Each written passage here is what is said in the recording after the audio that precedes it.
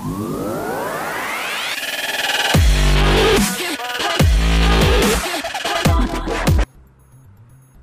ఇద్దరి మధ్య ఏర్పడే బంధం. ప్రేమ కోసం ఎన్ని త్యాగాలు చేసే వాళ్ళైనా ఉంటారు.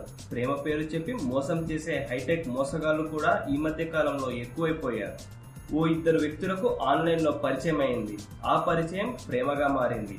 అబ్బాయికి అమ్మాయిని అనుభవించాలి అనే కోరిక పుట్టింది. మాస్టర్ ప్లాన్ వేశాడు. సినిమాల ప్రభావమో ఏమో కానీ మంచి సెంటిమెంట్ పండించే ఒక కథను అమ్మాయికి వినిపించాడు. ఆ కథ ఏంటంటే, నేను త్వరలో చనిపోబోతున్నాను, ఎక్కువ రోజులు బ్రతకను, నిన్ను ఎంతగానో ప్రేమిస్తున్నా, నేను చనిపోయే లోపు నిన్ను నగ్నంగా చూడాలనుకుంటున్నా, నీ ఫొటోస్ని వీడియోస్ని పంపవా అని ప్రాధేయపడ్డాడు. మొదట నిరాకరించిన అమ్మాయి తరువాత ప్రేమకు లొంగింది. అతను అంతలా అడుగుతుంటే సరే అని పంపింది. పంపిన తరువాత ప్రేమ వెనుక దాగి ఉన్న విషయం బయటపడింది. ఫొటోస్ వీడియోస్ని పంపినప్పటి నుండి అమ్మాయిని బెదిరించసాగాడు. తన కోరిక తీర్చమని, లేదంటే ఫొటోస్ని వీడియోస్ని ఇంటర్నెట్లో పెడతానన్నాడు. రోజు టార్చర్ పెట్టడంతో ఈ విషయం బయట తెలుస్తుందని భయంతో అతని దగ్గరకు పలుమార్లు వెళ్ళింది. వాళ్ళిద్దరూ ఏకాంతంగా గడిపినప్పుడు కూడా బెదిరించి వీడియోలు తీశాడు. ఆ ఫోటోలు వీడియోలు అన్నింటినీ తీసి ఇంటర్నెట్లో పెట్టాడు. ఆ అమ్మాయికి సంబంధించిన డీటెయిల్స్ని, ఫొటోస్ని, వీడియోస్ని తన ఫ్రెండ్కు షేర్ చేశాడు.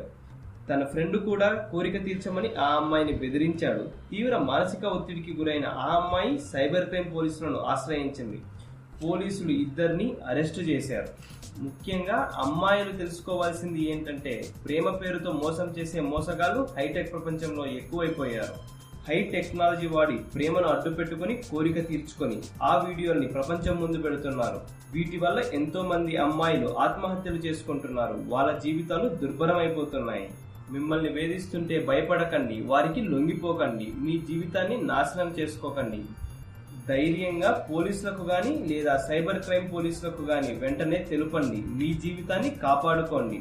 జరిగిన తప్పుని సరిదిద్దలేరు. ఇకనైనా తప్పులు జరగకుండా, మోసపోకుండా ఒక ముందడుగు వేద్దాం. ఎల్లప్పుడూ పోలీస్ హెల్ప్ లైన్ నెంబర్స్ ని, పోలీస్ యాప్స్ ని మీ వద్దే ఉంచుకోండి.